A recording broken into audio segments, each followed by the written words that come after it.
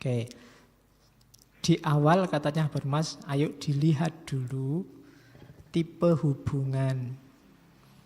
Kita ini kan manusia yang memahami sesuatu.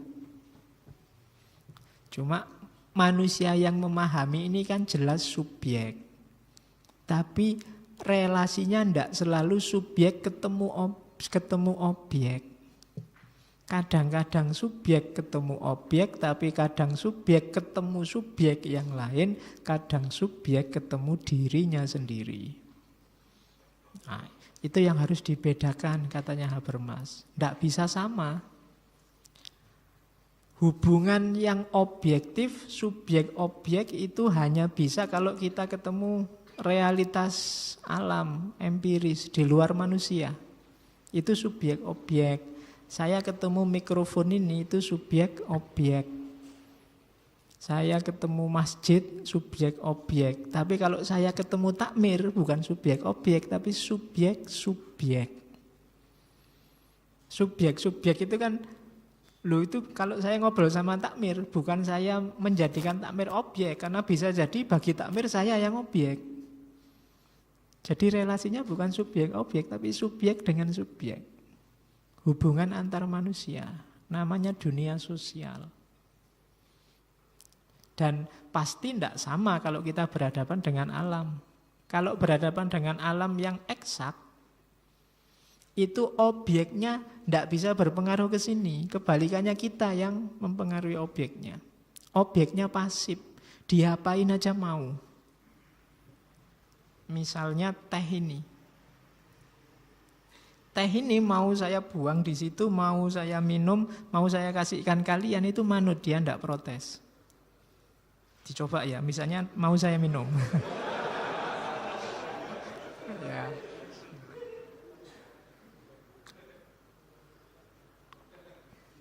Ya. Dia manut aja, tidak komplain. Tidak memberontak, juga tidak mengkritik. Dia juga tidak minta-minta diminum, ya manut aja diminum, nggak diminum ya monggo. Dia nggak teriak-teriak, sudah mau dingin mbok nang diminum, ndak. Dia diem aja, kayak kalian kopimu itu kan juga begitu. Dia pasif. Tapi kalau sama takmir tidak bisa begitu. Takmir dia subjek juga. Jadi bisa bereaksi, bisa mendahului aksi. Macam-macam responnya, tidak kayak ini tadi. Misalnya saya bilang, mbok saya juga dikasih kopi, ndak alah Pak biasanya teh. Bisa begitu. Tapi kalau benda, dia ndak bisa. Tak suruh kayak mesin kopi itu disuruh bikin kopi, ya bikin aja. Tengah malam jam 3 mesin penggiling kopi dibikin jadi kopi. Tapi kalau kamu tak suruh buat kopi jam 3, mungkin ya misuh-misuh. Itu bedanya subjek-objek dengan subjek-subjek. Jadi tidak bisa dipukul rata ngomong manusia itu. Ada lagi subjek dengan itself, subjek dengan dirinya sendiri. Banyak loh yang hubunganmu dengan dirimu sendiri itu apa? Membaca dirimu. Ketika saya tadi memutuskan minum, itu kan saya sedang berhubungan dengan diriku sendiri. Kok haus ya? Enaknya minum aja po. Oh itu kan dengan diriku sendiri. Atau nanti ajalah sekalian. Atau itu kan hubungan dengan diriku sendiri. Jadi subjek dengan itself. Subjek dengan dirinya sendiri. Rumusnya juga beda. Dengan subjek-subjek tadi. Karena subjek berhadapan dengan di luar diriku tapi manusia. Kalau subjek dengan itself, dengan manusia juga tapi yang ini yang di dalam diriku. Hasrat, keinginan, cinta, cita-cita, kebencian, memaafkan, itu kan ada di dalam semua. Urusan subjek dengan dirinya sendiri. Beda tadi yang kedua, orang lain. Oh itu rumus memahaminya harus beda, katanya Habermas. Jadi jangan dipukul rata. Manusia modern ada loh yang bagian bagusnya. Misalnya subjek-objeknya luar biasa. Buktinya apa? Sains berkembang pesat. Temuan-temuan baru luar biasa dari orang modern. Kalau tidak ada modernitas mungkin tidak ada mikrofon kayak gini, tidak ada laptop, tidak ada kacamata, tidak ada motor. Tapi karena kemampuan mengelola alam dengan relasi subjek-objek, manusia bisa menguasai alam. Kemudian melahirkan banyak temuan. Beda dengan hubungan antar manusia. Beda lagi dengan hubungan manusia dengan dirinya sendiri. Nah, 3 kategori ini nanti ada Habermas nulis satu buku khusus judulnya Knowledge and Human Interest. Ilmu, pengetahuan, dan kepentingan manusia. Nah, ada 3 wilayah tadi. Kalau kita belajar 3 dunia tadi, dunia subjek-objek, dunia objektif, atau dunia subjek dengan itself, dunia subjektif, atau dunia subjek dengan subjek yang lain, namanya dunia intersubjektif, akan melahirkan ilmu tersendiri, dan kalau kita belajar pasti ada kepentingannya. Baik itu kepentingan yang sifatnya positif atau negatif, tapi karakter pastinya itu katanya Habermas ada di 3 itu. Yang pertama, dunia yang objektif, ilmunya, realitasnya disebut realitas empiris analistis. Empiris itu sesuatu yang sifatnya bisa diakses panca indera. Analistis itu ya pakai akal. Jadi dunia yang bisa diakses oleh akal dan panca indera, dunia objektif namanya. Ilmunya ya ilmu kealaman. Kalau anak sekolah di Indonesia ilmu IPA. Ilmu pengetahuan alam, nature wissenschaft. Kepentingannya apa? Belajar dunia subjek-objek, kepentingan teknis. Makanya banyak berhubungan dengan ilmu teknik. Paham alam itu untuk kita manfaatkan secara teknis untuk kepentingan manusia. Namanya kepentingan teknis. Belajar teknologi hujan. Kapan ada hujan, hujan itu terbuat dari apa, dan seterusnya kan misalnya melahirkan teknis. Oh kalau gitu manusia bisa basah kena hujan, lahirlah teknologi payung. Lahirlah teknis jas hujan. Terus orang yang punya rumah bikin talang. Pakai gendeng, karena kalau nggak ada gendengnya kalau hujan banjir rumahmu. Nah itu kan belajar ilmu itu untuk kepentingan teknis. Jadi ada kepentingannya. Mungkin di sini ada yang kuliahnya eksak. Pak saya ilmu murni loh Pak. Tidak ada ilmu murni itu. Ilmu itu selalu ada kepentingannya. Ilmu saja kok Pak. Loh ya ada kepentingannya. Jangankan itu matematika yang 1 + 1 2 kan ada kepentingannya. Untuk menjumlah. Teknis kan itu. Jadi saya tanpa motif tidak mungkin.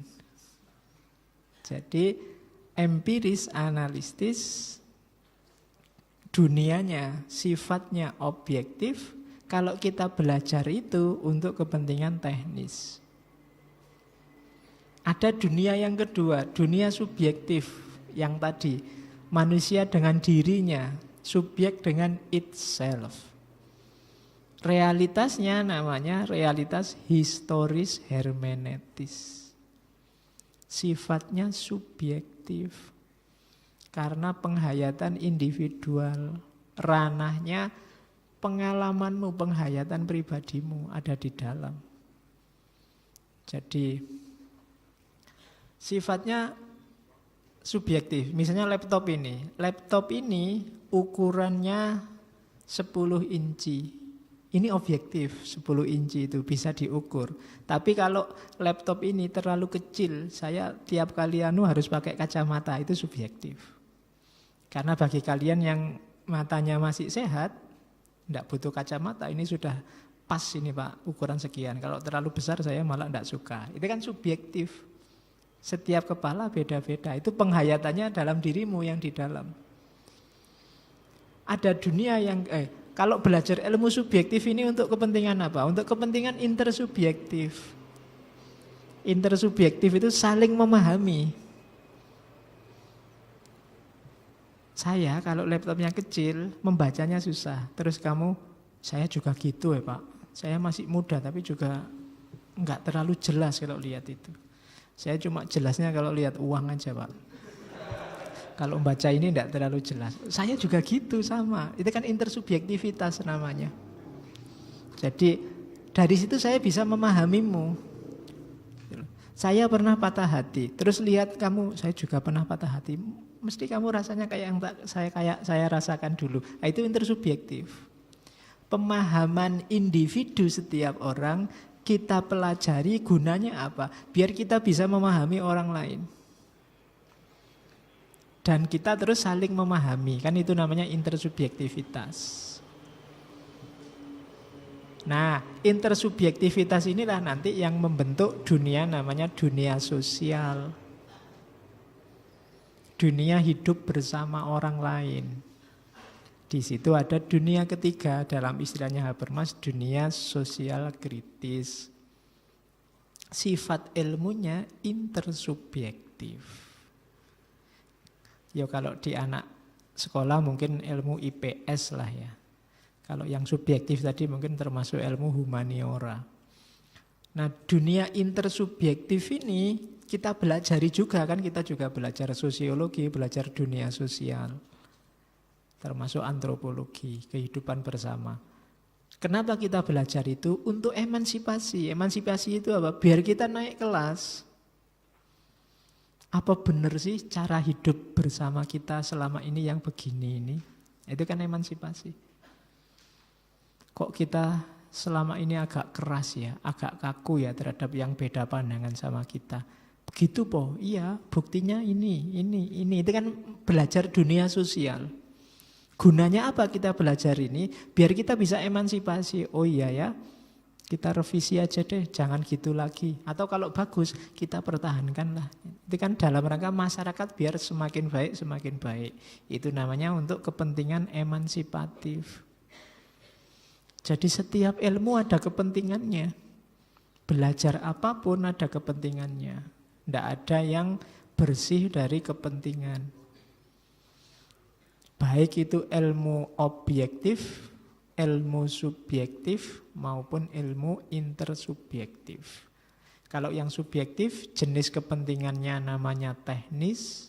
Kalau yang subjektif kepentingannya intersubjektif untuk saling memahami. Kalau yang intersubjektifnya kalau sudah saling memahami kan kita hidup bersama. Terus kita pelajari dalam ilmu namanya ilmu sosial. Tujuannya apa?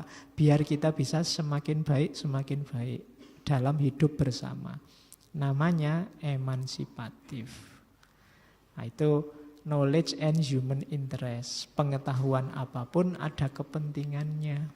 Ilmu apapun ada kepentingannya. Itu 3 klaster ilmu dari Habermas. Oke, sekarang kita mulai masuk ke teori kritisnya sebelum masuk ke komunikasi. Jadi yang pertama, Habermas mengkritik cara berpikir modern yang kita sebut rasional. Rasional itu bagus, cuma orang modern rasionya jenis rasio instrumental. Rasio instrumental itu, rasio itu hanya alat untuk mencapai tujuan. Jadi rasio itu hanya senjata kita untuk mewujudkan keinginan kita. Rasio instrumental. Instrumentalia itu kan alat. Kalau musik instrumentalia itu kan isinya hanya alat-alatnya yang dibunyikan, nggak ada suaranya. Kalau ada suaranya nggak bisa disebut, ada suara vokalnya itu kan biasanya nggak disebut instrumentalia. Jadi kayak musik karaoke itu kan biasanya disebut instrumen saja. Hanya alat, karena tujuannya bukan instrumennya kan. Tujuannya kan bunyinya lagunya. Jadi rasio instrumental itu akal kita ini kita pakai hanya untuk mewujudkan keinginan kita. Kita pingin apa, terus dasarnya pakai rasio, pakai akal. Akalnya hanya alat.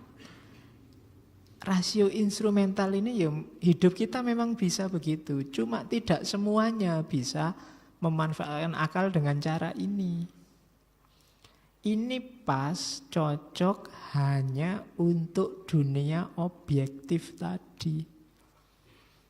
Yang kepentingan teknis itu cocok kalau pakai rasio instrumental. Tapi untuk dua dunia yang lain tidak bisa. Untuk dunia manusia yang subjektif, yang intersubjektif tidak bisa pakai rasio instrumental. Kalau dipaksa pakai rasio instrumental yang terjadi reifikasi. Reifikasi itu pembendaan. Apa-apa terus diposisikan kayak benda. Sejarah dianggap kayak benda. Sifatnya matematis. Nanti budaya dianggap kayak benda, sifatnya matematis. Hubungan sosial dianggap kayak benda, sifatnya pasti. Tidak bisa. Jadi, tidak bisa begitu katanya Habermas. Rasio instrumental tidak bisa dipakai untuk semuanya. Orang modern memakai rasio instrumental untuk semuanya.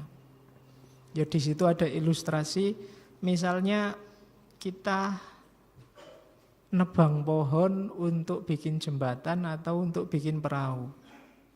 Tujuan kita kan ingin nyebrang. Itu pakai rasio instrumental cocok karena kita berhadapan dengan pohon. Pohon yang kita tebang terus dibikin perahu atau dibikin jembatan. Pohonnya tidak akan komplain. Manut saja sama kepentingan kita. Ya kalau pohonnya bisa komplain kan nanti jadi film kartun. Ya dia manut aja mau dijadikan perahu kayak dia kan tidak akan usul, mbok saya jangan dijadikan jembatan biar nggak diinjek-injek kan tidak begitu dia. Ya manut aja wong dia pasif. Ini pakai rasio instrumental nggak masalah. Tapi kalau berhadapan dengan manusia dengan gaya ini tidak akan nyambung. Yang terjadi nanti penjajahan, dominasi. Jadi berhadapan dengan manusia tidak bisa pakai rasio instrumental.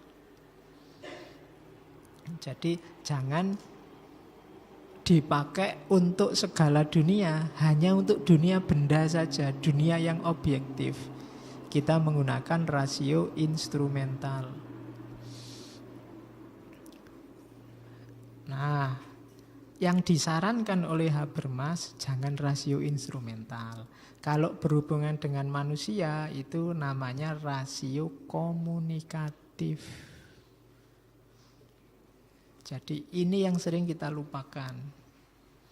Jadi tadi dibilang ya, setiap orang dalam hal apapun, pengetahuan jenis apapun ada kepentingannya. Ketika kita berhadapan dengan orang lain berarti apa? Ya berkomunikasilah, biar tidak tabrakan antar kepentingan. Saya pingin apa, kamu pingin apa. Itu kalau modelnya rasio instrumental, kamu memperalat saya memperalatmu hasilnya. Kamu jadi alat saya. Karena kalau nggak ada, mungkin kamu jadi alat saya untuk biar saya semakin terkenal, biar saya semakin itu. Kamu juga jadikan saya alat untuk kepentinganmu belajar filsafat. Ini kan rasio instrumental, padahal kita manusia sama manusia. Katanya Habermas, manusia sama manusia jangan instrumental, tapi komunikatif, komunikasi. Pak, saya butuhnya ini loh Pak. Oh iya, saya juga butuhnya ini. Kita sambung aja. Pak, saya ingin belajar Pak. Oh iya, saya ingin ngajar. Kuatel saya ingin ngajar misalnya. Loh itu kan komunikasi namanya. Bapak ingin ngajar, saya ingin belajar. Nyambung, itu komunikasi. Tapi kalau instrumental, karena saya ingin ngajar, kamu duduk di situ ya, saya ajar. Biar kepentingan saya mengajar beres. Nah itu rasio instrumental. Tidak dua arah, tapi satu arah. Subjek-objek. Kamu saya jadikan objek untuk kepentinganku, itu rasio instrumental. Tapi rasio komunikasi itu, kamu pingin apa, terus kamu ucapkan, saya pingin apa, saya ucapkan, terus kita bikin kesepakatan bersama. Itu namanya komunikasi.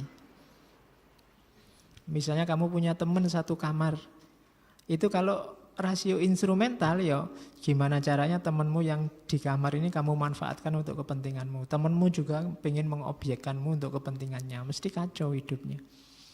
Karena kamu tidak kerasan mesti di kamar itu. Yang enak apa? Komunikasi wong sesama manusia.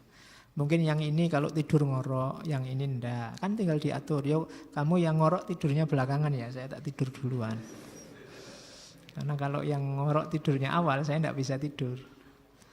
Terus yang ngorok bilang, ya ndak apa-apa, cuma nanti kamu tidur duluan, saya tidur belakangan, begitu saya tidur, kamu bangun jangan salahkan saya.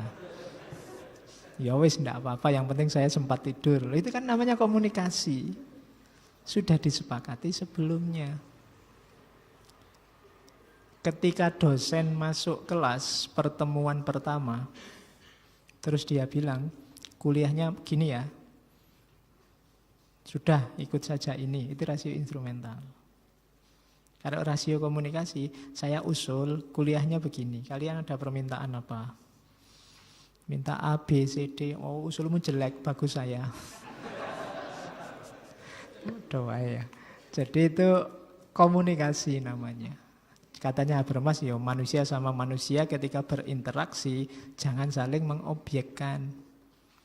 Tapi mengkomunikasikan kepentingan. Jadi dari situ nanti lahir teorinya yang terkenal, Theory of Communicative Action. Teori tindakan komunikatif. Kalau didefinisi di bukunya, tindakan komunikasi itu apa? Interaksi minimal dari 2 orang untuk menghasilkan mutual understanding tentang satu kondisi tertentu. Mutual understanding itu hasilnya adalah rencana dan koordinasi apa yang harus dilakukan bersama. Itu namanya communicative action. Jadi apalagi orang sebanyak ini, hanya 2 orang saja sudah bisa melakukan communicative action. Kalau 1 orang tidak bisa. Loh Pak, saya bisa komunikasi dengan saya sendiri, ya itu namanya subjek dengan itself tadi. Dengan dirinya sendiri, bukan sama yang lain. Communicative action itu minimal 2 orang. Loh kan saya bisa pura-pura kayak orang lain Pak, ngobrol sendiri ya. Kalau ketahuan orang kamu dianggap stres. Nggak, jadi ngomong sama dirinya sendiri juga itself. Dengan dunia subjektif. Ini dunia komunikatif yang melibatkan orang lain. Kenapa ini dilakukan? Untuk mutual understanding, saling memahami tentang sesuatu yang berhubungan untuk hidup bersama. Apa yang harus dilakukan, apa yang jangan dilakukan saat kita bareng-bareng. Nah, itu tindakan komunikatif. Ini kritik awalnya pada paradigma kerja yang dicanangkan oleh kelompok Marxis klasik. Jadi modenya Marxis klasik itu kan mode saling menaklukkan. Setelah kapitalisme hancur nanti muncul diktator proletariat, setelah itu masyarakat tambah kelas yang dikoordinasikan oleh pengelolanya dan seterusnya. Ini kan sama, saling balas membalas. Katanya Habermas tidak akan selesai kalau model begitu. Jadi modelnya harus tidak revolusioner, tidak saling menjatuhkan, tapi saling komunikasi. Tidak lagi paradigma kerja lagi, tapi komunikasi.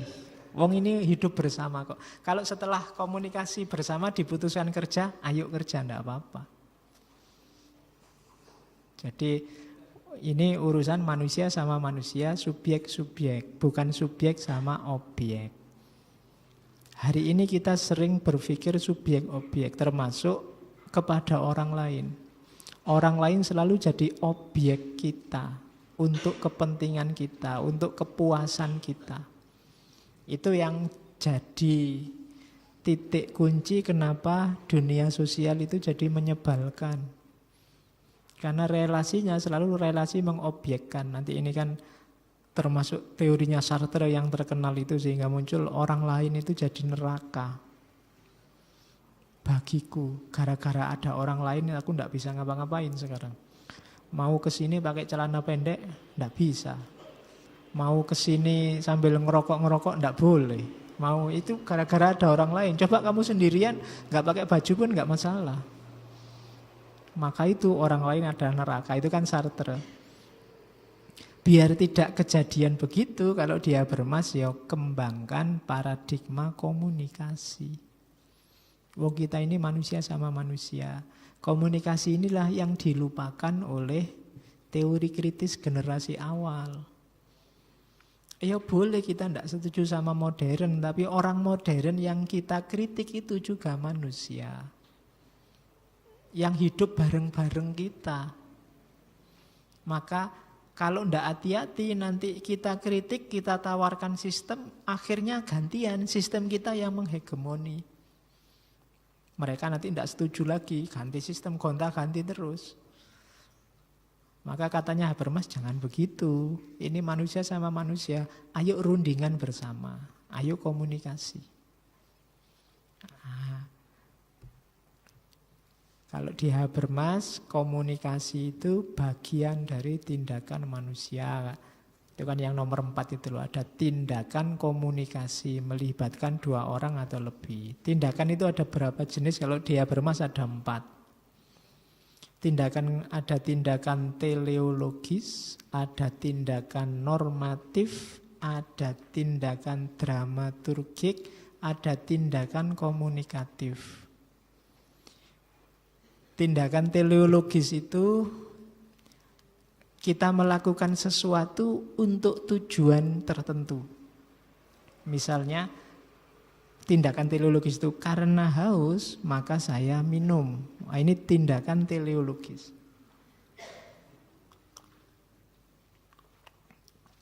Minum ini bisa jadi tindakan normatif, tidak ada tujuannya. Misalnya karena saya diperintah oleh dokter harus minum setiap sekian menit sekali, maka saya minum. Ini normatif. Dasarnya norma, aturan, bukan karena tujuan. Kalian, Pak, saya mau sholat biar masuk surga. Itu teleologis. Saya mau sholat karena ada perintahnya dalam Al-Quran. Itu normatif. Dasarnya norma. Ada lagi tindakan dramaturgik. Tindakan dramaturgik itu tindakan hanya untuk pencitraan. Tidak penting tujuannya, tidak penting normanya apa. Saya ingin sholat Pak biar kelihatan kayak Islam beneran. Itu dramaturgik. Jadi ke kampus bawa buku banyak. Kok bawa buku banyak? Biar kayak mahasiswa lah Pak sekali-sekali. Nah, itu dramaturgik. Tapi kalau kamu ke kampus bawa buku banyak? Ya Pak untuk dibaca-baca di kelas. Teleologis, ada tujuannya. Kok bawa buku banyak? Diperintah dosennya ini Pak. Nah, itu normatif. Nah, kalau komunikatif itu tadi hasil interaksi antara 2 orang. Jadi kok bawa buku banyak? Itu kemarin kita sepakati di kelas Pak. Setiap mahasiswa suruh bawa 1 buku, jadi banyak buku ketika sesi jalan. Itu komunikatif. Jadi tindakan itu jenisnya 4. Teleologis, normatif, dramaturgik, komunikatif. Kenapa kok ikut ngaji filsafat? Ya nyari-nyari pengetahuan lah Pak, lumayan nambah wawasan. Teleologis. Kalau normatif itu ya sudah tradisinya begitu sih Pak. Selama ini saya ikut, jadi kalau enggak ikut enggak enak. Itu normatif. Ya, jadi ada dorongan aturan, baik mungkin termasuk aturan dari dirimu sendiri membiasakan diri. Dia jadi normatif. Kadang-kadang juga dramaturgik.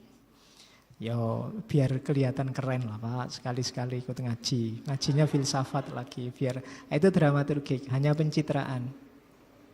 Kayak kalian kalau pulang kampung itu loh, kalau pas di kampus, kalau pas di Jogja gini kan kamu sholatnya sak-sake, kadang cuma pakai celana, pakai kaos, santai aja. Waktunya juga mepet-mepet akhir gitu. Tapi begitu di rumah kan gak berani, ada bapak, ada ibu, terus akhirnya kamu ke masjid lah, bawa sajadah lah, datang paling awal lah. Biar bapakmu seneng, wah anakku soleh sekali dari Jogja. Itu dramaturgik. Aslinya enggak begitu. Cuma ingin dicitrakan begitu. Itu dramaturgik. Ya kayak kalian yang pingin dianggap maco, terus bikin tato, terus beli jaket yang robek-robek, beli biar dianggap maco. Padahal wajahnya culun. Nah, itu tindakan dramaturgik namanya. Hanya ingin dicitrakan begitu.